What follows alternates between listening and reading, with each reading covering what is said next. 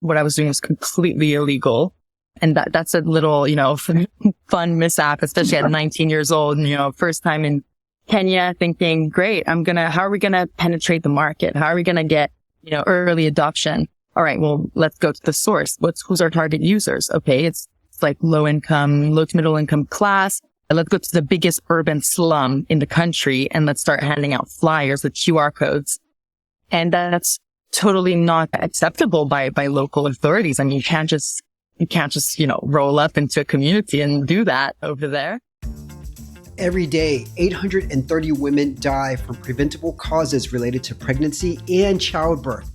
But Enya Seguin, founder of BabyChecker, is looking to change that.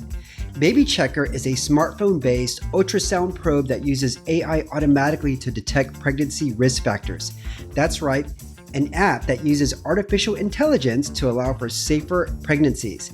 In this episode, we talk about what culture shocks Enya had when she first moved to the Netherlands, her experience moving to Kenya and approaching pregnant women to see if they'd be interested in using her app.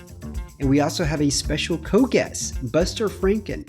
He joins us on the discussion, and we have a lot of laughs with Buster. I'd love to hear your thoughts about this episode as you listen. You can find me on LinkedIn under Eric Melchior. I can't even get my own last name right. Tag me, say hello, let me know that you're listening. And now let's chat with Enya. Enya, thank you so much for being on Innovators Can Laugh. Now, I already know something about you. You are a Janis Joplin fan. One of your favorite songs is Me and Bobby McGee. But what is something else that's interesting about you that most people don't know? Something that's interesting about me that would actually surprise most people is that even after almost a decade of traveling across Saharan Africa, I still cry in almost every airport and every flight out of the continent. Right. Okay. Are you worried about something? Like, what gives you that anxiety or stress? I'm just really emotional. What can I say? I'm just really emotional. All right. Okay. Do you have like a teddy bear, or do you use something to console you, or what do you do to get over this? It's joy. It's pure joy. So I can get over it by just coming back to the a few weeks later. Okay. So I had it wrong. I thought there were tears of sadness, but there are tears of joy. Okay. No. The Janis Joplin segue into what's most interesting about me should have indicated there's a lot of joy in this. Okay. I got to ask Buster, do you cry when you get on an airplane and leave the continent too, Buster? Oh boy, no. I close my eyes. I get a little bit nauseous, but that's about it. No. Okay. Right. Definitely not. All right. Now, Enya, we're going to get into BabyChecker in just a little bit, but I want to talk about your background first. So where were you born and how did that shape your view of the world? So I was born in Montreal, which is a amazing city in the French-speaking part of Canada, and moved around since I was a kid. So didn't spend much time in Canada, actually. Moved around in Europe and came to the Netherlands eventually a couple years ago. Well, more than a couple of years ago now, to study. And then basically stayed here, co-founded a startup. And now, of course, I'm doing BabyChecker. And I think that sort of moving around lifestyle, going to school with a lot of international people, will shape everything that I do today. I think it makes you really adaptable to different environments and makes you really open and perceptive on the world. And it makes you learn that there's a lot you don't know. So I know that I don't know in every environment I get into. And I think that was really shaped by that upbringing. Yeah. Did you have any big culture shocks when you moved to the Netherlands? Yes. Was it like food related? Was it how people treated one another? Like, what was it?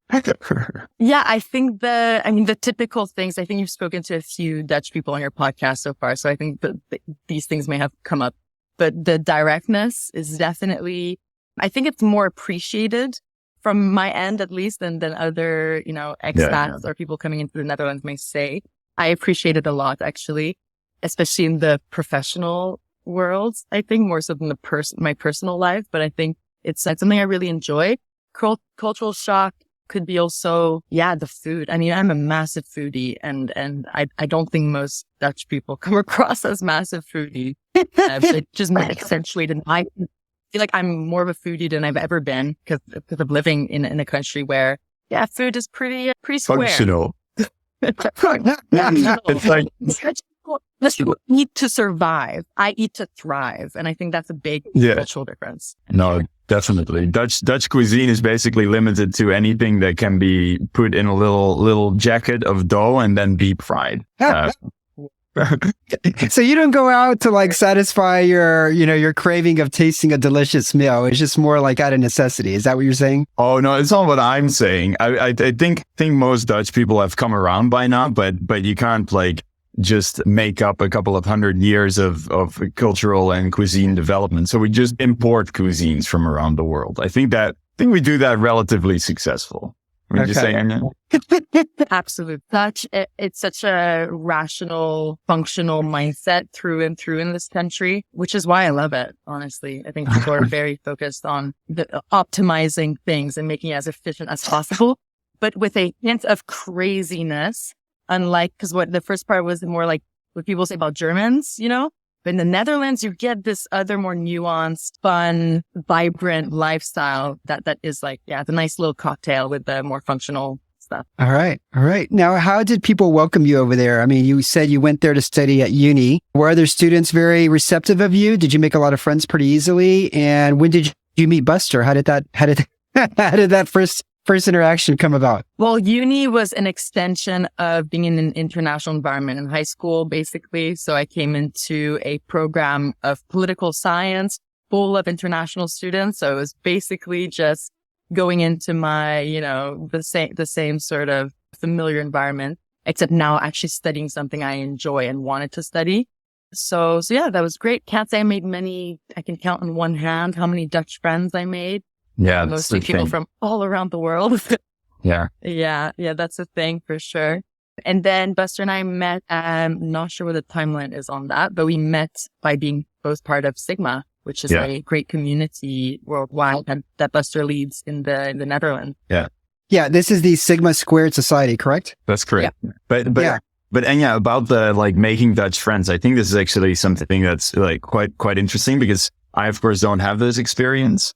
But like, can you describe like why that is difficult? I'm sure you like reflected on this, like breaking into their friend groups or something like that. Yeah, absolutely. But and that being said, I think that happens in every country. I think if you go study abroad anyway, the kids that are from the block are going to be more interested in their friends that they've had forever than really making new friends. Although there are some, of course, there's some exceptions. But if you go to uni and, you're from that city, you're most likely going to still be living with your parents. So your friends are still around. Your friends from high school or even kindergarten are still around. You already have your hobbies that you've already are still picking up from high school. So it's just completely different lifestyles. So that means, as soon as you get into uni, I'm starting a life in this new country, whereas you're just continuing the same life, just with different classes at a different institution. So that's the biggest difference. Intro week, we were all together, and that was the last time I saw most Dutch people outside of class because they all went into their hockey association and their fraternities and their sororities, which international students were not even told existed before. Okay. Yeah. So that was kind of Well, how is it now, though? It seems like you do have some Dutch friends now. Has it gotten better? I'm not sure. Yeah, like all my international friends left, right? So I have no choice. I have to now. I have to meet people like Buster who are, born and bred. You think some of the least good Dutch people. Yeah. Well, Buster seems like a great Dutch to have. Okay, you can say that. Yeah. Okay. So Enya, I noticed something else. You are the co-founder of Yapili. And I think I said that correct. And this is an app that connects African health seekers to medical advisors worldwide. Tell us about this. I mean, when did you get the idea, the inspiration for creating such a tool? So at university, I was getting more involved in the global public health courses outside of doing political science, and then just becoming more familiar with the role of digital health platforms, which was really at that point, like, what is that, 2017? That was really new. Like digital health, anything in sub-Saharan Africa was really, it was such a niche market. And I was hearing about some very like old school methods of using SMS to text midwives, for midwives to text their patients. And to not to be too cliche, and then I thought, well, what if we can make an app for that? So basically just, all the foundation of all of it is, what if we can leverage mobile technology and the penetration that mobile technology was having at the time and continues to have especially in East Africa at the time. What if we can do that to increase access to healthcare? And there was some people became my co-founders who were also kind of developing that concept. And then we developed Yapili together, which means second option in Swahili, since we started mostly in East Africa, and Swahili is a very, very common language, well, all over the continent, really. And second option really came from the aspect of, if you have a medical emergency, go to your doctor, go to the hospital. Digital health, even today, won't have the capabilities of replacing a medical system. But what it can do is it can help prevent, it can help with second options or second opinion diagnoses, and can really be leveraged. I mean, the sky's the limit. So that was the thought behind it. What about the adoption factor? Were you on the ground trying to get people to start using this and experimenting with it? Yeah, definitely on the grounds. I was walking through Langata and Kibera, which is, I think, still now one of the largest urban slums on the continent, handing out flyers and encouraging people to sign up for the app, just to find out that what I was doing was completely illegal. And that's a little, fun mishap, especially at 19 years old, first time in Kenya, thinking, great, how are we going to penetrate the market? How are we going to get, early adoption? All right, well, let's go to the source. Who's our target users? Okay, it's like low to middle income class. Let's go to the biggest urban slum in the country and let's start handing out flyers with QR codes. And that's totally not acceptable by local authorities. I mean, you can't just, roll up into a community and do that over there. So learned a lot. But that's the first visual that came to mind when you asked that question. Okay. As a parent, I've got to ask, how did you pitch this to your parents? What did they say? Yeah, that's great question. A great statement in general, because I think, and also to make it more broad, the largest part that makes me me and that hasn't continued to make me me is the upbringing of just kind of being free. My mom's going to hate hearing that, but I was very free as a kid, very fearless, just kind of doing whatever I really felt like on the moment, not really, being restricted in that many ways. So I think that was also her vibe in just letting me grow. It's like, do whatever, your intuition, follow your intuition and have fun. But why is your mom going to hate hearing that? Because I think every parent wants to kind of put forth that they, that they were, disciplinarians and that they did their job as a parent to control and restrict wherever they was possible and to, I was a very free kid. I didn't have that many restrictions. Buster, she doesn't have the boxing background that you do, okay? So, that's one thing. Or at least I'm assuming that she doesn't. I've once or twice. But so, okay, let's just I'm trying to imagine this. You're walking around, as you said, in the slums of these cities, doing something that you don't really have approval from the government. Right? Yeah. What were you telling these women and what was their reaction like? Like for every 10 women, did 2 or 3 say, yeah, I'll try it. Let me use the app. What was your success rate like or failure rate? I think everyone who had a smartphone and who had mobile data accessed the app. What did you tell them to get them to persuade them to try it? I engaged in a lot of conversations about, because, we were still trying to see what our market was. Like, are we going to be an app for maternal health or mental health or chronic illness management? We were still really unsure about that. Like we launched this very broad peer-to-peer platform in 7 countries that was just with, doctors with tropical medicine backgrounds, nurses, psychologists, like a bunch of different types of health professionals, and just kind of let it, fly like me as a kid. We just let it happen. And it was partially because we weren't too sure about what the best approach was, but also it was our approach in testing the market, seeing what was needed out there. I mean, it was the first platform to engage international medical professionals with health seekers in Africa and do that cross border. We were the first ones to do that. So we had to see what was up in the market? What do people want? So that was the conversations I was having is what are your limitations right now? So going up to a pregnant woman saying, hey, are you getting all the health advice you need at the moment? And listening to her tell me, I'm going on these Facebook groups and I'm asking different women what I should do about this with this pregnancy. I've heard from my cousin that I can't really eat that many eggs. So yeah, I'm using Facebook at the moment. And I would say, okay, how would you feel if we connected you to a midwife who has experience working in these sorts of settings, or even a midwife in your own country? And you could just text her the same way you're using Facebook. No new novel ways of communicating, just, text and voice notes. Okay. And she's actually trained to help you. And she said, that would be great. That'd be fantastic. So yeah, that was the pitch. How long were you on the ground, and how long did you continue to get this up and running and oversee this program, this initiative? So it was an entire summer. It was right after I graduated from my bachelor's. I went to Kenya. I went to a few other places. I went to Botswana. That was my first time in Southern Africa. Very interesting stories there as well.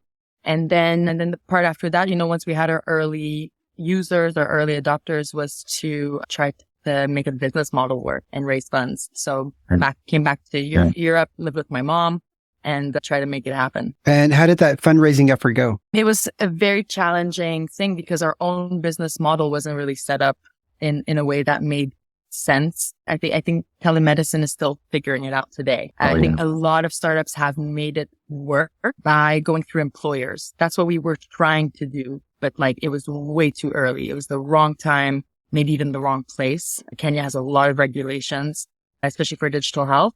So, startups are making it work now, and it honestly makes me so happy to see that. And I love speaking to startups in this field and tell them everything we did wrong and everything I would have corrected and just hand that over to them. Because if they're already progressed beyond what we managed to do, then please run with it. Yeah. And this is more obviously. Obviously you have so much wisdom and knowledge to share, but if you were to go back and try to do this again, what are one or two key things that you would have done differently? And honestly, I think the timing is a big part of it. So there's not much to do about that. I think when you're trying to develop too many novel things at once, that's when things go wrong. And that is reflected now in the BabyChecker journey as well, which I'm sure we'll get to in a bit as well. But it's, if you're trying to put too many novel pieces of the technical piece, the business modeling piece, who your clients are, all of that, it's all novel at once. People can't take that much newness and novelty at once. So you have to focus on one thing, and also the target is field of healthcare. The thing that's the most flawed in healthcare right now is, in the settings I work in, just to make that more specific, is silos. Everything's a silo. Everything's a disease silo, especially. And that's how financing works. And that's how apps are built. It's all silos. Here's our diabetes app. Here's our pregnancy app. Here's funding for tuberculosis. Here's funding for malaria. And we were trying to tackle that way too soon by being no, let's do an end-to-end, one-stop shop for everybody that's seeking help. Yeah. That's not necessarily a patient. It could be you. It could be me. It could be a nurse. It could be a doctor. It could be anyone. Yeah. And it was just too early to be so broad about it. That's an awesome vision. Do you have a shout out to a telemedicine company that is kind of doing something, or maybe something more niche now that you've seen that's promising? Yes. Beyond 8 in Kenya, they've definitely now passed a phase 1 or phase 2 challenges that many startups will face and then die. Unfortunately, they've passed that now. So I think there are ways of engaging with the ministry, governments, insurance companies, really integrating into the healthcare system instead of being a standalone app is probably the best thing that they have going for them. Yeah. That's interesting. This is a good segue into BabyChecker. Now, I read something on your website that I was pretty surprised to read, and it said every day 830 women die from preventable causes related to pregnancy and childbirth. And 86% of these women are estimated maternal deaths are in sub-Saharan Africa or Southern Asia, according to the World Health Organization. So it seems like, first of all, Buster, I don't know about you. When I read those numbers, I was astounded because I didn't realize that there's that many deaths every day related to this, to maternal deaths. But it seems like you've learned a little bit from your experience because BabyChecker seems to be focused on one core thing. And that one core thing is that you can put this in the hands of people that are non-experienced. They can watch a 3-minute tutorial video. And after watching that video, they can begin scanning women and using this tool. I mean, is that what the focus seems to be right now, Enya? Exactly. It's probably one of the most specific things I've ever worked. But how's it going? I mean, how much research was done into this? How long have you been involved into this? Who's testing it right now? In a nutshell, lots of research. I mean, a product like this, because if we were talking about the digital health spectrum and digital health being, what I've always worked on, this is at the more complex end of the spectrum, right? We're talking about machine learning, computer vision, software that, that's the technical aspect, but then the usability aspect is to be used by untrained, no specialists, no medical experts. And then the other component of that is for vulnerable communities. So there's so much complexity in this triangle I just mentioned. So the technical complexity, who are you addressing? Very vulnerable, low income individuals. And then the target user, someone who doesn't have much clinical knowledge or any really. So yeah, it's been years in the making. Awesome. Can we talk a little bit about the technology that allows the BabyChecker to work? I mean, was this developed by a team of engineers at a university? Who developed this? Yeah. So the first thing that we wanted to look into was if the point of care ultrasound, which is the new phenomenon with ultrasound at the moment, is that it's not a big machine anymore. It's this thing that you can plug into your mobile device, right? The first thing we wanted to look into was, is that thing as good as the big machine? Because otherwise you can't develop AI for a source of imaging that's not as good as the gold standard. Yeah. So that was step one. That was years ago. And we, that was a green light, obviously. Otherwise we wouldn't be here. And then the other aspect was, okay, so once we're getting images from this low cost, device, can we actually train an algorithm to detect things like the head circumference on its own? And again, yes, green light, it's possible. And then you take it from there in a nutshell. Okay. Now, on the surface, it seems like every community health organization would want BabyChecker in their facilities, but I'm guessing there are some things that maybe worry health officials. If so, what are those things, Enya? Yeah, I think different countries will have different concerns. There's not one single approach to looking at even antenatal care. Needless to say, there's not one approach to look at AI. I mean, we can see that all across the world right now, but we don't even need to go that far. There's not one approach to solving maternal mortality. So every Ministry of Health has a different strategy. For most part, the impression is positive because what we're building is a way that they can detect risky pregnancies way sooner, way closer to the woman's house in the community by community health workers. So for most part, it's positive. The concern is in some countries like India, for example, where there are strict regulations on putting medical devices in the hands of non-professionals, people who are who don't have specialist backgrounds. That's a concern, but that's going to have to be addressed as AI is coming up and it's getting more and more validation for being a really effective triage tool in healthcare. So that's going to have to be addressed. The concern most ministries and organizations I speak to is really on the financial side of it. There's simply not that much financing on, community-based healthcare. Hospitals are financed. Diseases are financed. The pregnancy, that's not a disease. So it's a really weird nuance area that's really missing out from a lot of the global financing that some diseases get. Anything preventive, basically, right? Which is under finance. Yeah. Exactly. Yeah. So I saw a post on LinkedIn that you're currently doing a collaboration with the Lionheart Medical Center in Sierra Leone. Are there any other collaborations that are coming down the pipeline right now? Yes. So some collaborations also with we always involve district government, for example, in all the communities we work in, a lot of local NGOs as well. Starting to work in Uganda very soon with a large international organization. So I'll say more about that later once we get started with that project. And also some projects have come up in, Ethiopia, Tanzania, Ghana. And mostly the concept is, really with hospitals like the Lionheart Medical Center, who are small, but powerful enough to have a voice in this and say, hey, we as a hospital, we know how impactful it would be to have these devices around the hospital so we can get more timely referrals at our hospital. And those are really the champions we have now is these hospitals speaking out and kind of leading the way. And, you know, you need medical people to lead the way sometimes because they're the ones people will listen to. Yeah. Great. Yeah. All right.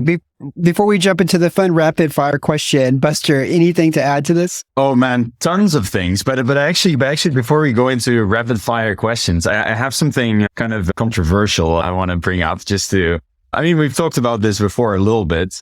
I think we both struggle with it, but I'm guessing you more. You're an innovator. You're innovating in Africa. You're helping mothers with BabyChecker. You're the African director of Sigma Squared, helping young impact founders in Africa. You're not natively from Africa. There's a long history of people going to these countries wanting to make a difference. I know you're very reflective and realistic about this stuff and your place in this and how and why you do it. So can you share your thoughts around this? Because I think it's very interesting and I think you have great ideas about it. Yeah, absolutely. I think even once I have a 20 or 30 year career in Africa, I'll never, sit here and be like, I know this continent, like I know the back of my hand. You will never get it. And I think that's what I know. Like I said before, I know that I don't know. And every environment I go into, I'm very, I try to be as sensitive and sensible and thoughtful as I can be with whatever I know, the limits of my knowledge, and try to see what's really needed because I way too often see innovators and investors as well go into projects that really have nothing to do with tackling the actual problems. And you can see that that's a complete disconnect between them even engaging with people locally. And that's the difference that I hope I'm making, which is, really, Buster, you know this, but for the past 2 years, I've really been with our users. A lot. It's very hard to get a hold of Enya because she's offline somewhere. Well, yeah. I'm really, because I really, I'm a very efficient thinker. Like I hate waste. And I would hate to be working on something that is novel and cool for like the Western world. Like, oh my God, AI, safer pregnancies in Africa. Cool. Yeah. It's great. But like, do they actually need that? And is it actually interesting? And when we talk about, let's train all the midwives of Africa to learn how to use an ultrasound. You ask the midwives of Africa if that's what they wanted. Yeah. And they're always missing from the dialogue. We have huge grants, multi-million-dollar grants to tackle, malaria prevention that are going to Western organizations. There's consortiums that have no African involvement at all. And so it's about being aware of that and about involving local stakeholders in what you're doing. And I'm hyper aware of that. And that this conversation could continue on and on, but that's basically where I am in that, thought process. Yeah. No, I know you are. That's why I brought it up. Yeah. Sorry. All right. Yeah, no, Enya, I was going to say just approximately, I know you guys are still trying to find partners to collaborate with, or you guys are actually doing that right now, but how many scans would you estimate that the BabyChecker has done so far? Thousands. In Sierra Leone, for example, every facility we're at makes a minimum of 500 scans a year, or 500 women, sorry. So that number of scans is going up. So you're scanning 500 women. The hope is that they're coming back for more scans. So that's only going up now. And what we're seeing is as soon as women in the village know, oh my God, there's this machine at the facility and it can tell me if I'm having a placenta previa and if I need to go to the Lionheart Hospital, for example, and also gives me a 2D image of my baby, this sort of attraction and gets women coming more and more. So every year it's more and more per facility. Yeah.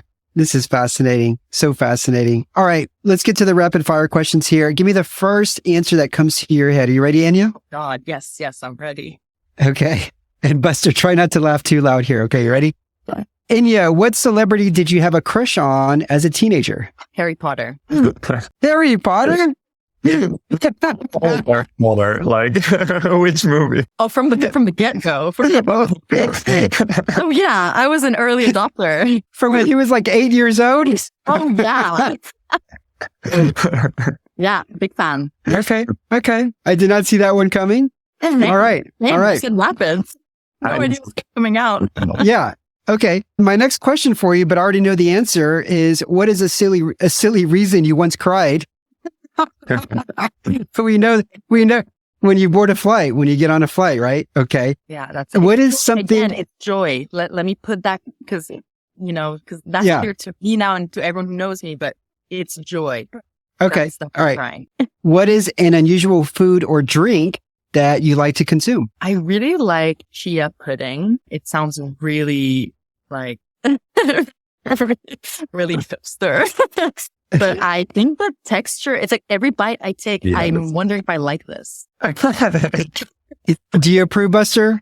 Are you a chia pudding fan? I approve. I was gonna be like, is it the texture? But I like that you're still wondering if you like it, and that's the I'm asking myself all the time if I like this. I'm missing a lot of fiber from my travels and everything. So when I come back to the Netherlands, I love to boost myself as much as possible.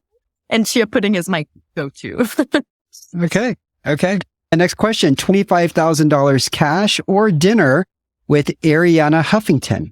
Dinner with Irina. Yeah. I think that the long-term returns, emotional, intellectual, and maybe financial returns will be much greater. Yeah. That's right. Okay. A favorite TV show that you can watch again and again? Favorite TV show? The Sopranos. Oh. Okay. Yes. I've already watched it 3 times, so. I was jokingly going to say Scarface, but this is very twirless. Wow. Okay. And last question for you. The most interesting thing that you did in the last 26 days? Nothing. I had the day where I did nothing, and that's pretty interesting. Yeah. Oh. Stillness. Nothing. I laid on my floor looking at the ceiling for about 30 minutes, which is a record-breaking time for me. And it was awesome. Loved it. That sounds quite pleasant. I've never had 30 minutes to just do nothing. So that seems really interesting. Yeah. I had no flight to catch, no trips to go on to, no suitcase to pack. Yeah. It was great. I loved it. Was there any Janis Joplin playing in the background or no? Always. Yeah. Okay. All right. Enya, thank you so much for coming on Innovators Can Laugh. If people want to learn more about you, what's the website or where should they go? So anyone wants to learn more about what we're doing, please go to babychecker.delft.care and connect with me on LinkedIn. I'm the only Enya Seguin on LinkedIn, I think. So I think I should be easy to find. Yeah. And that's really the easiest way to reach me as well. Just reach out, say hello, and we'd love to chat. All right. I'll include links to this website in the show notes. Buster, before we go off, thank you so much for being a co-host. Any last comments or thoughts? Oh, well, so I have one comment. I saw that you're looking for a business development intern. So I just wanted to do that call to action. Yeah. Never know. Launch and scale up a novel AI solution designed to improve maternal health in low income settings. It sounds really sexy. So I recommend anyone to reach out to anyone. Yeah, we're looking to grow the team in general. So if anyone, this speaks to you, please reach out. I would love to continue growing our team. Fantastic. All right. Enya, thank you so much for being on Innovators Can Laugh. Thank you. I had a wonderful time chatting with Enya, and having Buster here as my co-host really made the conversation more engaging and a lot of fun. If you want to learn more about Enya, go to www.babychecker.delft.care. Links to all of this are on the show notes and on the Innovators Can Laugh website. Thank you to Enya for being on the show and to Buster for being a great co-host. If you like this episode, subscribe on Apple, Spotify, or YouTube and tell others about it. Thanks.